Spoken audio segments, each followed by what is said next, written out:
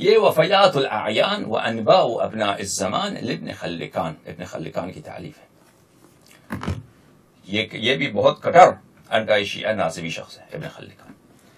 وفیات الاعیان و انباء ابناء الزمان تعلیف ہے. بھلی ابن خلکان صاحب کی تعلیف ہے. یہ مجلد الاول طبع دار صادر، دار صادر میں یہ کتاب چھپی ہے بیروت لبنان میں سن 2009 میں. دار صادر 2009 بیروت لبنان. اس کتاب میں میرے معزز ناظرین زندگی نامہ نمبر 29 النسائی ابو عبد الرحمن احمد ابن علی ابن شعیب ابن علی ابن سنان ابن بحر النسائی الحافظ كان امام عصره في الحدیث. احمد ابن شعیب نسائی جو اپنے عصر زمانے میں امام عصر تھے، اپنے زمانے میں علم حدیث میں، یعنی سب سے بڑے پیشوا، سب سے بڑے عالم حدیث میں اپنے زمانے میں یہ تھے. وَلَهُ کتاب السنن، یہ کتاب سنن انہی کی ہے. وَسَكَنَ بِمصر، یہ مصر کے ساکن تھے.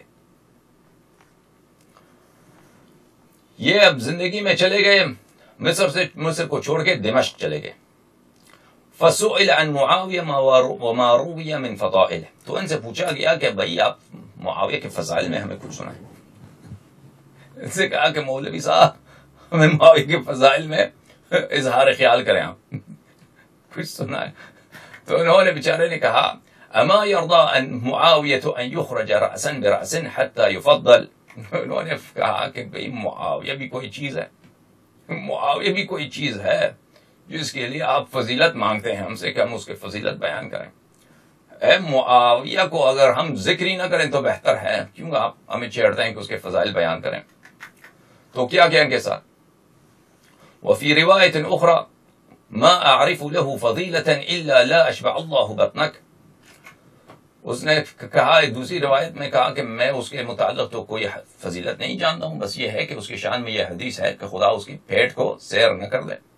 یہ کہ رسول پاک صلی اللہ علیہ وآلہ وسلم نے اس مردود کو بد دعا دی ہے. بل وکان یتشیع، اور احمد بن شعیب نسائی تشیع کی طرف مائل تھے.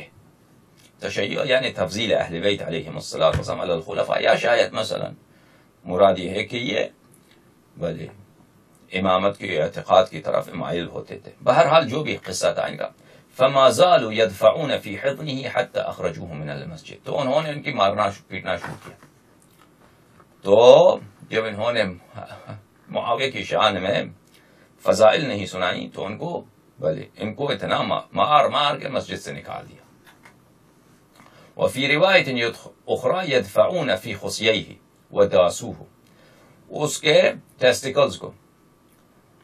ٹیسٹیکلز کو خوب مارا انہوں نے. وداسوه، داسو کہتے ہیں کسی شخص کو اپنے پیر تلے خوب اس کو اپنے قدم کے نیچے اس کو خوب اس کو توڑ دیں، اس کو خوب ماریں پیٹیں اپنے قدموں کے نیچے اپنے پیروں، یعنی پوری جماعت ان پہ گر گئی، ان پہ ٹوٹ پڑی، ان کو مارنے لگی.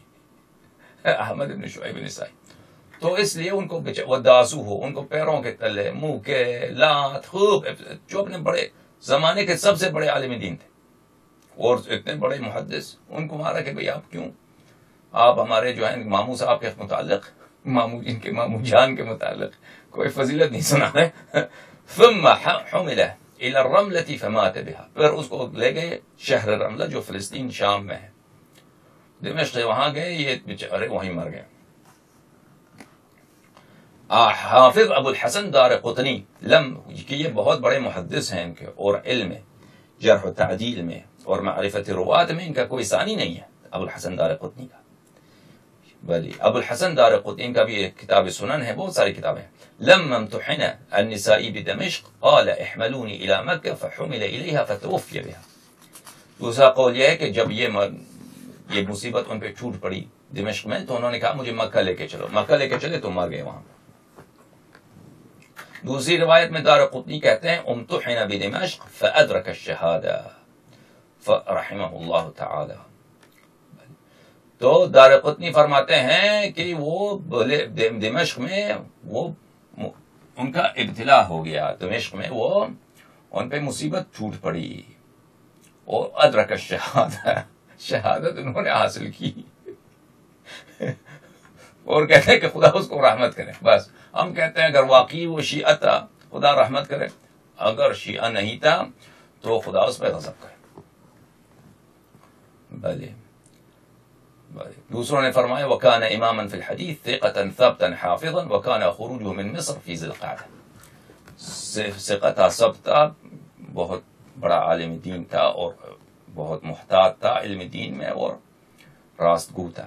اب بہرحال میرے معزز ناظرین کہنے کا مقصد یہ ہے کہ اس شخص کی شہادت اور بلکہ اس کا وفات اسی مسئلے پہ، اس کا قتل اسی مسئلے پہ ہوا کہ وہ کہتا تھا کہ معاویہ کو کوئی فضیلت ہی نہیں.